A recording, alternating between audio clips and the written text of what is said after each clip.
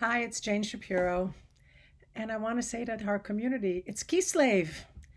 I've been noticing my grandson walking around the basement in my house looking at the decorative lights up above and going, lights, lights. And I kind of feel the same about this month now that it's here.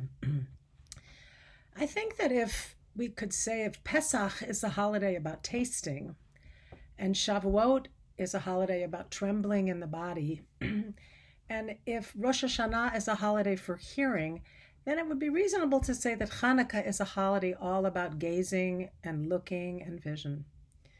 Now we know in the Torah that when we see the word vayar or vayera, seeing and looking from afar, we know that something significant is about to happen to one of the characters. Abraham seeing something from a distance, Moses looking and seeing what's in front of him. We know that the future is tied up somehow with what that character sees and that gaze. And I think it's the same when we do our own gazing during the holiday of Hanukkah, and most specifically around the Chanukiah. The Chanukiah is quite a remarkable thing when you think about it. Let me read a quote from John Donahue, one of our favorite poets at Orot.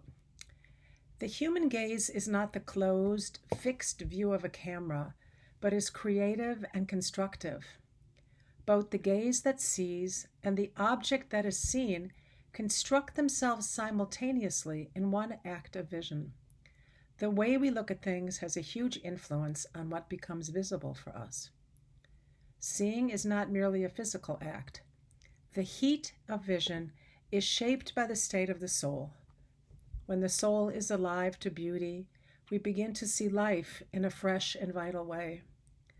So I want to invite all of us to think about the Chanukiah and its design, and think about what it means to gaze at it as a form of creative work and as a form of opening the soul. First of all, think about a Chanukiah. Largely, it's designed like an extraordinary tree with a base and with branches and cups that hold the candle or the oil that just seems to be enough for the required time that we're supposed to be gazing at it. Sometimes they have tiles or flowers or decorative things, and sometimes silly things like Superman or significant things like Ruth Bader Ginsburg. But the Chanukiah itself as a tree really reminds us about the extraordinary design that exists in nature around trees, and how a Chanukiah is meant to instill our sense of gazing and vision towards things that have a magnificent design. Now, recently I was reading something by a physicist, if you will, named Frank Wilczek, who won a Nobel Prize, but he wrote a book called A Beautiful Question, Finding Nature's Deep Design.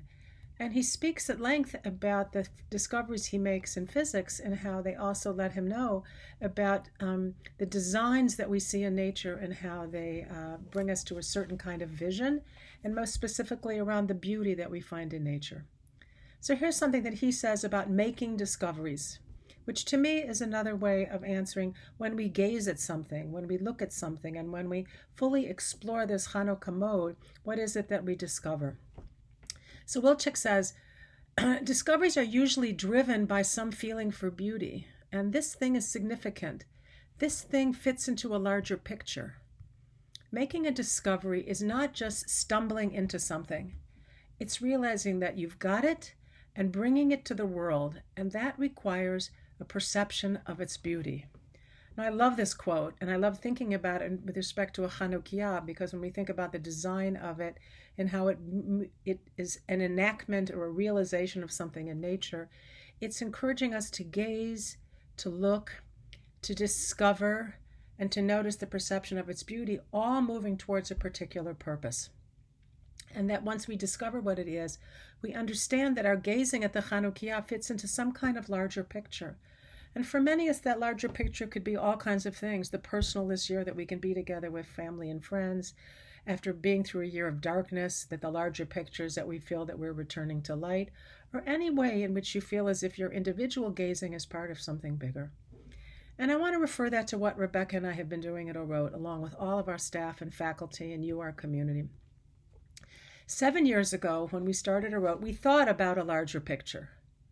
We thought about the kind of communities that we need today as human beings, as Jews, as workers, as family members, in whatever capacities that we thought that we needed something different in terms of a community that we wanted to form and share and what people needed.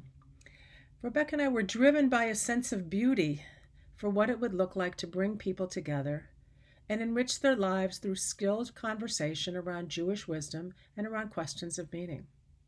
We knew that gathering people would be a thing of beauty and fulfillment for adults from all walks of life and all ages and stages. We knew that we could support people's growth, almost as if the base of the Chanukiah, we knew that we could support people's growth as human beings, as Jews, as parents, friends, leaders, workers, artists, and we knew we had something of significance to share and build. So when I look at that Chanukiah, I think about what we've built as a vision of what Orot has been all about, and certainly the name of the organization, Orot is Lights. But 7 years later, we're proud of what we've done, what all of you have done to help us create this. All of you represent that light that's shining on the Chanukiah that is Orot. However, there's one other aspect of gazing on Hanukkah that I think is important. As we gaze at the Chanukiah, what else do we notice? Some of the lights are burning, but that there's also a space for darkness that accompanies and corresponds and sits next to the lights that are already shining. And of course, we know each day there's more light and more light and more light.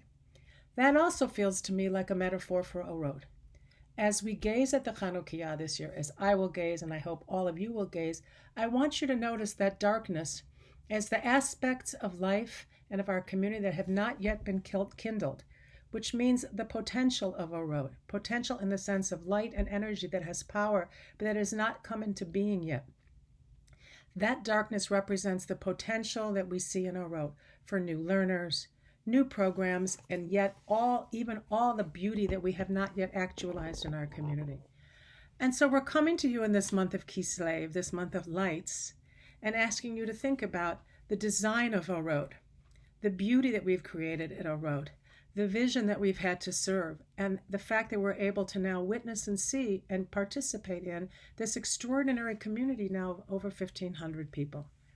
But we also want to ask all of you to think about that dark side, not in a negative way, but as a sense of what is the potential at Orot that we have not yet been able to kindle. And that's where we need your help. This year, if you've never donated to Orot before, please consider a donation. Go to our website. You can click there on PayPal. You can even text Orot Light 44-321 if you want to do it by phone. If you've made a gift before, please consider an increased gift because we do have a matching grant this year. And if we meet that grant, we will be available to us, will be more funds to kindle more light and do our work. So please help us. We appreciate your support, and we hope that you'll be there this year for our programming and to help us grow. And I do hope that the gazing that you do in this holiday of Hanukkah is meaningful and beautiful. Thanks so much.